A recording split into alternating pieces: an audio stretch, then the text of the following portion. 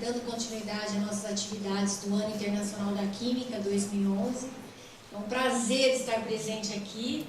O professor Luiz Fernando Capa de Oliveira, de Juiz de Fora, como ele disse agora um pouco, ele já se sente de casa, né? Então ele vai apresentar um seminário para a gente. Então, ele ter aceitado esse convite, viu, Luiz? Tem que agradecer aqui, né, junto com todo mundo, porque ele se deslocou de fora só para dar um seminário e vai embora hoje mesmo, sabe? Ele não quer continuar participando com a gente dentro desse evento, que amanhã nós estamos cheios de atividades. Bem que um pouco de conversa ele já sugeriu. Por que vocês não me chamaram? Eu podia falar um pouco da Química Forense amanhã, no stand de vocês. Eu falei, Luiz, que pena. Aí eu falei, você não quer ficar? A gente deixa você falar um pouco amanhã, que vai ser um prazer estar com ele aqui novamente. Então, o Luiz é um grande amigo, eu falo um querido amigo, né? Não é de longas datas, mas digo de 5 anos. E a gente sente aquela afinidade que parece que é de muito tempo.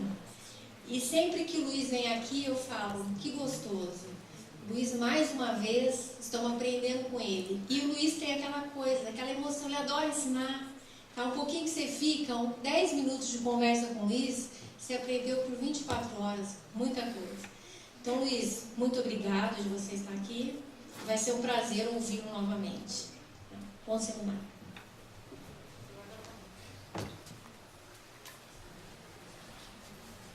Tem esse aqui, viu, Luiz? Pega esse aqui.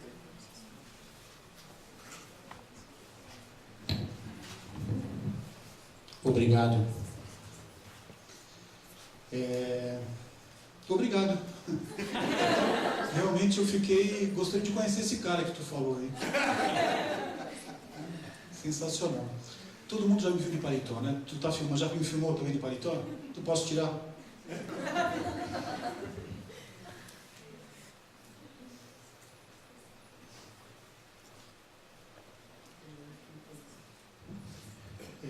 Brincadeiras à parte, boa noite a todos, né? Você não imagina o prazer e a alegria de estar aqui, né, de mais uma vez poder, junto com vocês, falar um pouquinho sobre ciência, sobre química, sobre um pouco do meu trabalho, né? É um enorme prazer, né? A própria Patrícia já falou. E a gente vai tentar aqui conversar um pouquinho, né, nesse tempo, sobre algumas das coisas que a gente vem fazendo nos últimos pouco mais aí de 20 anos, né? Envolvendo o trabalho com os oxocarbonos, né? E eu vou tentar também falar um pouquinho do nosso trabalho relacionado a outras coisas, né, que o laboratório produz, né?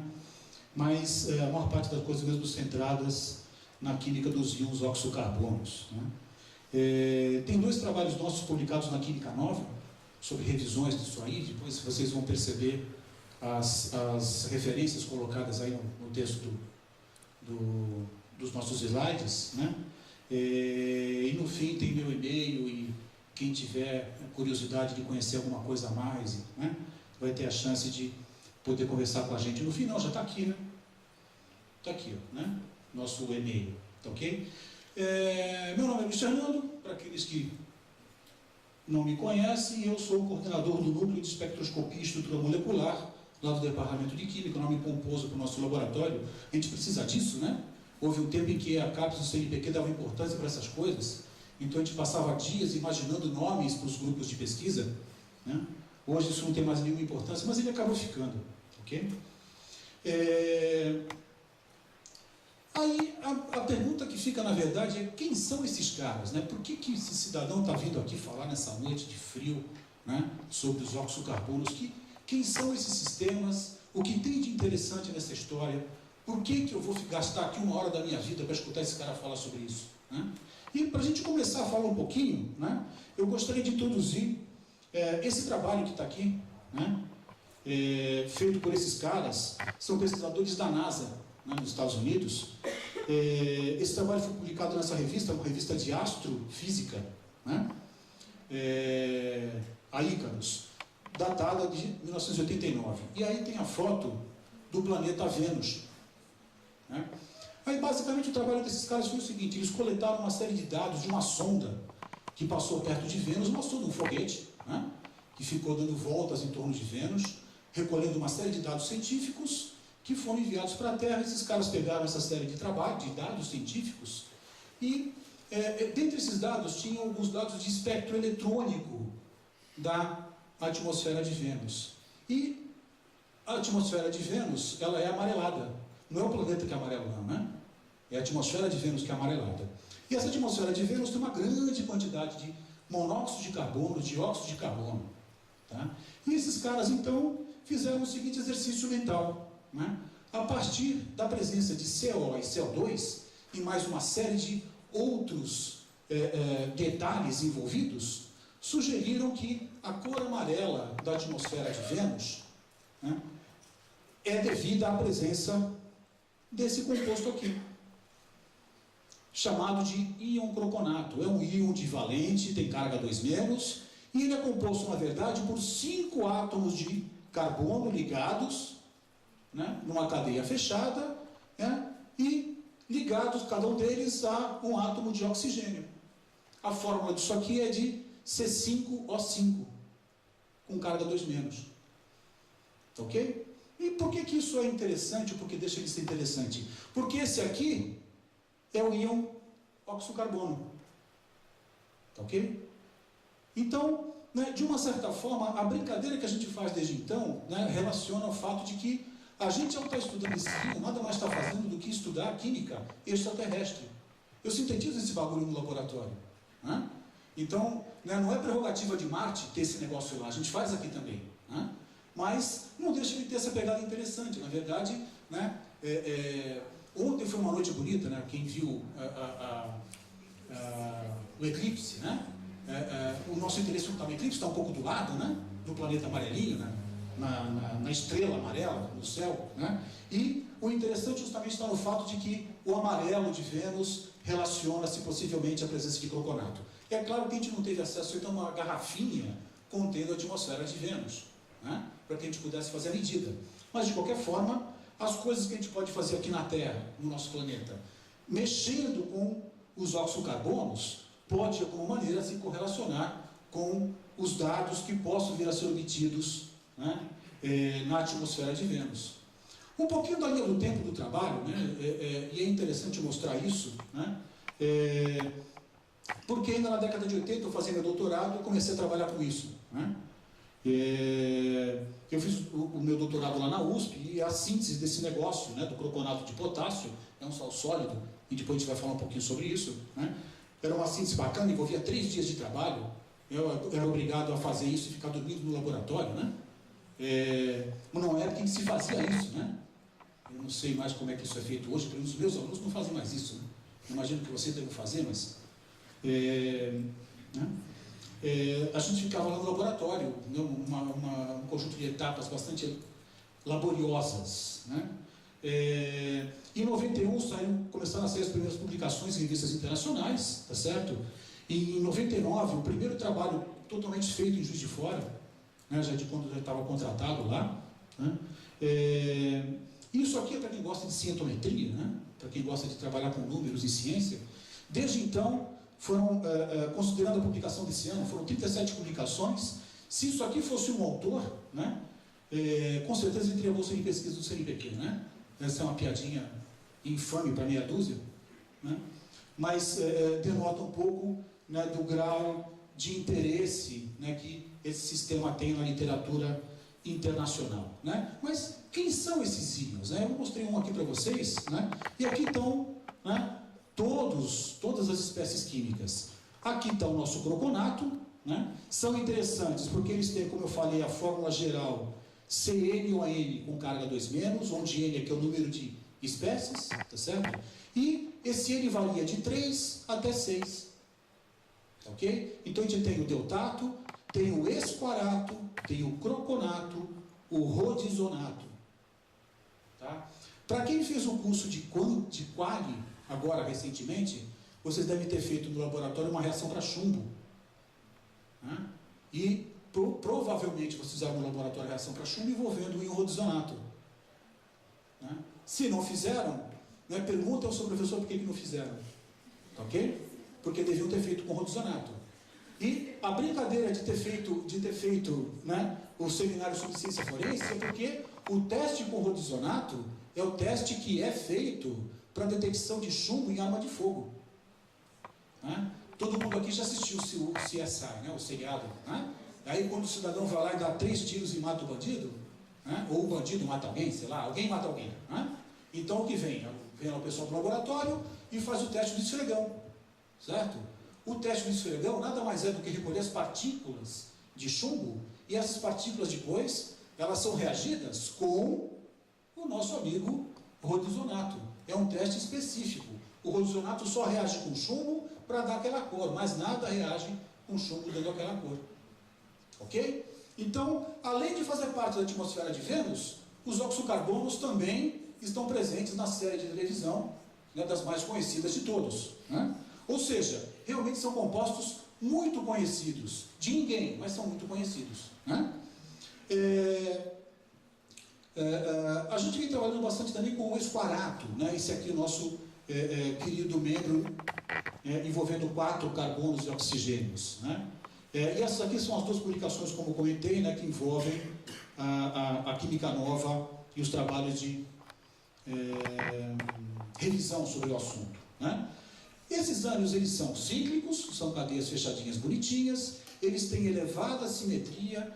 Para quem ainda não estudou isso, né, elevada simetria está associado, né, à figura geométrica perfeita, né? Então cada um deles tem a figura geométrica perfeita, um pentágono, né, um hexágono, um pentágono, um quadrado, um triângulo, tá certo? E tem essa fórmula geral CN-ON. Essa questão envolvendo a elevada simetria é bastante interessante porque tem um apelo muito forte. E qual que é o apelo muito forte, né? Eles podem ser usados como sondas espectroscópicas. Não é lindo? A gente não sabe para quê, né? Mas vamos tentar explicar, né? A ideia é a seguinte: esses negócios aqui são muito simétricos e muito bonitinhos e muito bem comportadinhos quando eles estão isolados. Quando que eles estão isolados? Em solução aquosa. Porque em solução aquosa não tem nada em torno deles a não ser água. Se eu colocar cada uma dessas espécies químicas numa determinada estrutura essa na qual ele vai interagir de maneira diferente com as espécies vizinhas, né, ele vai deixar de ser essa figura geométrica perfeita, porque as interações vão ser diferenciadas de partes da molécula. Então essa é a ideia da sonda espectroscópica. Dependendo do sistema onde ele está e dependendo das interações químicas que ele faz com quem ele está interagindo, eu vou ter um sinal diferenciado. Então eu posso usar a ideia de colocar essas espécies numa estrutura química, olhar para o sinal espectroscópico dela e tentar saber o que tem essa estrutura, como é essa estrutura. E essa é a ideia básica de todo o trabalho que eu vou mostrar aqui para vocês. Ok? O que é espectroscopia? Qualquer coisa. Eu vou falar de algumas em específico, mas qualquer uma delas. Porque esse é o bacana da coisa, né? A relação entre simetria e propriedades do teu sistema. Ok? Então, essa é a base de todo o trabalho que a gente vai mostrar aqui para vocês, né? As principais características dessas espécies: eles são excelentes receptores para ligações de hidrogênio, aquele caminhão de moléculas de oxigênio, né? Estão ali ávidas por interagir com prótons para formar interações de hidrogênio, né? São excelentes ligantes para a química de coordenação, se ligam com qualquer metal que vocês possam imaginar, bem ou mal, duro ou mole, para quem já estudou lá a teoria de ácidos e bases de Pearson, né? Vão interagir muito bem com metais de transição, tá ok? Formando os compostos de coordenação, né? E, logicamente, dependendo do tipo de interação, você tem então uma informação sobre essa, né, estrutura gerada. Eles podem ter considerável interação de empacotamento pi, como sistemas aromáticos ou quase aromáticos, como a literatura os conhece. Mas o que você tem aqui, na verdade, é um conjunto de elétrons pi, sobre a estrutura dessas espécies químicas. Então, se no estado sólido essas espécies se organizam, né, você pode ter interações de elétrons π. Ok? E, logicamente, eu tenho esses nossos elétrons π deslocalizados sobre a estrutura eletrônica. Tá? Então, essas são propriedades fundamentais, né, e que garantem que esses sistemas apresentem, né, as peculiaridades que eles apresentam. Tá ok? Só para vocês terem uma ideia, né, esses aqui são os espectros eletrônicos, né, dos três íons. Eu tenho aqui do esquarato, né, ele é transparente, ele não tem cor. Tá ok? Aí o segundo aqui é o íon croconato. Vocês vejam, já tem uma banda aqui em 380 nanômetros. E ele é amarelo, a cor de Vênus. Tá ok? E o de 6 membros, o rhodzonato, que a banda aqui já está em 490 nanômetros. E o rhodzonato tem quase que a cor do permanganato. Isso implica em que eu venho aumentando o tamanho do anel, eu tenho mais elétrons π envolvidos no sistema, e a minha transição eletrônica caminha para a região do visível. E é um exemplo claro, né? Quem já estudou química orgânica, estudou a ideia de ligações conjugadas, né? Os carotenos e por aí vai, né? Sabe dessas histórias. Eu vou enfiando elétrons π no meu sistema vai se tornando colorido. E essa transição vai caminhando para o visível, diminuindo a energia de interação, a energia da transição eletrônica. Ok?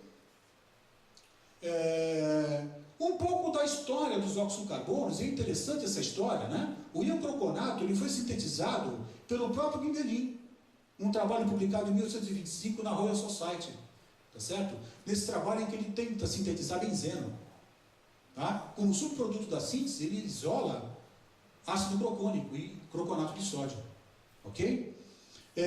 O rhodzonato, como eu falei, é a gente usado em química forense. Os primeiros livros de química analítica qualitativa, né, são os livros russos da década de 30, todos eles trazem uma série de reações envolvendo rhodzonato e metais de transição. Tá ok? São livros clássicos. Né? O esquarato foi sintetizado no final da década de 50 e o deltato sintetizado na década de 80. Né?